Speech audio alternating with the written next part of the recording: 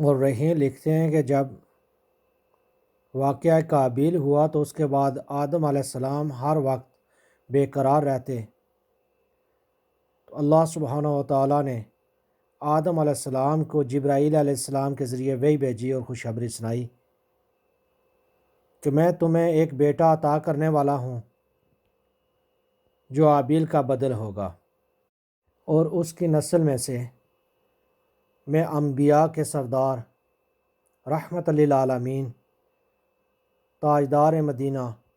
حضرت محمد مصطفیٰ صلی اللہ علیہ وآلہ وسلم کو پیدا کروں گا۔ شیس علیہ السلام پیدا ہوئے، وہ حسن و جمال میں، خوبی سیرت میں مشابہ آدم علیہ السلام تھے، اور تمام اولاد سے زیادہ حضرت آدم علیہ السلام کے نزدیک محبوب تھے۔ وہ ہر وقت آدم علیہ السلام کے ساتھ رہتے اور آدم علیہ السلام کی زبان سے احوال بحشت لذت کے ساتھ سنتے تھے اور آسمانی صحیفوں کا مضمون بھی دریافت کرتے۔ بعض روایتوں میں ہے کہ جب حضرت شیس علیہ السلام کی ولادت ہوئی تو اس وقت آدم علیہ السلام کی عمر 130 سال تھی۔ اس کے بعد بھی آدم علیہ السلام کی اور بے شمار اولادیں ہوئیں، لیکن آدم علیہ السلام نے اپنا جانشین حضرت شیس علیہ السلام کا مقرر کیا۔ تو جب آدم علیہ السلام کا آخری وقت قریب ہوا تو آپ نے حضرت شیس علیہ السلام کو اپنے پاس بلایا اور انہیں کچھ وصیتیں کی۔ آپ نے حضرت شیس علیہ السلام کو گھڑیوں کے اوقات سکھائے، نمازوں کے اوقات سکھائے۔ آپ نے حضرت شیس علیہ السلام سے فرمایا کہ اللہ سے ڈرتے رہنا، لیکن پھر بھی تم اس سے ڈرنے کا حق ادا نہیں کر سکتے۔ دنیا میں کوئی گھڑی ایسی نہیں جب کوئی نہ کوئی مخلوق اللہ سبحانہ و تعالیٰ کے ذکر میں مشغول نہ ہو۔ آپ نے طوفان کی پیشن گوئی کی کہ ایک طوفان آئے گا جو 7 سال تک رہے گا، تو پھر آپ نے حضرت شیس علیہ السلام کو اولاد قابیل کے ساتھ کسی قسم کے تعلق نہ رکھنے کا حکم بھی دیا۔ آدم علیہ السلام نے شیس علیہ السلام سے فرمایا کہ تم تقوی اختیار کرو، اور جب بھی اللہ سبحانہ و تعالیٰ کا ذکر کرو تو اس کے ساتھ اس کے محبوب حضرت محمد صلی اللہ علیہ وآلہ وسلم کا نام ضرور لیا کرو، کیونکہ میں نے ان کا نام عرش پر اس وقت لکھا دیکھا جب کہ میں روح و مٹی کے درمیانی حالت میں تھا۔ پھر میں نے آسمانوں کا چکر لگایا تو بارگاہ رب العزت میں آپ صلی اللہ علیہ وسلم کی شان محبوبیت کا یہ عالم دیکھا کہ نام پاک محمد صلی اللہ علیہ وسلم اللہ تعالیٰ کو اتنا پیارا ہے کہ آسمانوں میں کوئی ایسی جگہ نہیں جہاں یہ نام مبارک نہ لکھا ہو۔ میرے رب نے مجھے جنت میں رکھا تو میں نے جنت میں کوئی مال، کوئی بالا خانہ، کوئی دریچہ ایسا نہ دیکھا کہ جس پر محمد صلی اللہ علیہ وسلم کا نام تحریر نہ ہو۔ لہٰذا تم بھی کثرت کے ساتھ ان کا ذکر کیا کرو، کیونکہ فرشتے بھی ہر وقت ان کا ذکر کرتے رہتے ہیں۔ اللہ رب العزت نے حضرت شیس علیہ السلام کو نبوت کے عظیم منصب پر فائز فرمایا اور اولاد کثیر سے نوازا۔ پھر یہ کہ ان کی اولاد نہایت فرمانبردار اور نیک بھی تھی،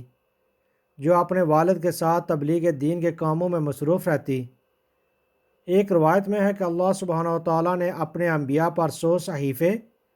اور 4 کتابیں نازل کی۔ ان 100 صحیفوں میں سے 50 صحیفے حضرت شیس علیہ السلام پر اترے۔ گو کہ قرآن کریم میں جن 25 انبیاء کرام کے اسماء گرامی مذکورہ ہیں، ان میں سے حضرت شیس علیہ السلام کا نام شامل نہیں، تاہم حدیث مبارکہ میں ان کے نبی ہونے کا صراحت کے ساتھ ذکر ہے۔ حضرت شیس علیہ السلام نے اپنی پوری زندگی اپنے والد کی دی ہوئی تربیت کے تحت اللہ سبحانہ و تعالیٰ کے دین کی سربلندی میں صرف کی۔ آخری عمر میں آپ نے گوشہ نشینی اختیار کر لی، لیکن آپ کی اولاد آپ کے کام کو آگے بڑھاتی رہی۔ آپ لوگوں کو نصیحت فرمایا کرتے تھے کہ سچا مومن وہ ہے جو اللہ سبحانہ و تعالیٰ کو پہچانتا ہو، نیک اور بد کو جانتا ہو، بادشاہ وقت کا حکم بجا لاتا ہو، والدین کے حقوق ادا کرتا ہو اور ان کی خدمت کرتا ہو، صلہ رحمی کرتا ہو، غصے پہ قابو رکھتا ہو، محتاجوں اور مسکینوں کے ساتھ حسن سلوک سے پیش آتا ہو، گناہوں سے پرہیز کرتا ہو، مصیبت کے وقت صبر سے کام لیتا ہو، اللہ سبحانہ و تعالیٰ کی نعمتوں پر اس کا شکر ادا کرتا ہو۔ جب حضرت شیخ صلی اللہ علیہ وسلم کے ہاں انوش کی پیدائش ہوئی تو حضرت شیخ صلی اللہ علیہ وسلم کی عمر اس وقت 165 سال تھی، اور حضرت شیخ صلی اللہ علیہ وسلم اس کے بعد 800 سال تک زندہ رہے، اور اس دوران انوش کے علاوہ بھی کئی اور لڑکے اور لڑکیاں پیدا ہوئی۔ پھر انوش کے ہاں کیان پیدا ہوا تو اس وقت انوش کی عمر 90 سال تھی، اور اس کے بعد وہ 815 برس تک زندہ رہا، اور اس کے علاوہ بھی کئی لڑکے اور لڑکیاں اس کے ہاں پیدا ہوئی۔ تو مورخین لکھتے ہیں جب کیان کی عمر 70 سال ہوئی تو اس کے ہاں محلائل پیدا ہوا، اور اس کے بعد کیان 840 سال تک زندہ رہا، اور اس دوران بہت سی اور بھی اس کی اولادیں ہوئیں۔ جب محلائل کی عمر 75 سال ہوئی تو اس کے ہاں ایک لڑکا پیدا ہوا جس کا نام یارد تھا، اور اس کے بعد محلائل 830 سال تک زندہ رہا، جس میں اس کی بہت سی اور بھی اولادیں ہوئیں۔ پھر جب یارد کی عمر 162 سال ہوئی تو یارد کے گھر حنوخ پیدا ہوا، اس کے بعد یارد 800 سال زندہ رہا اور اس کی بہت سی اولادیں پیدا ہوئی۔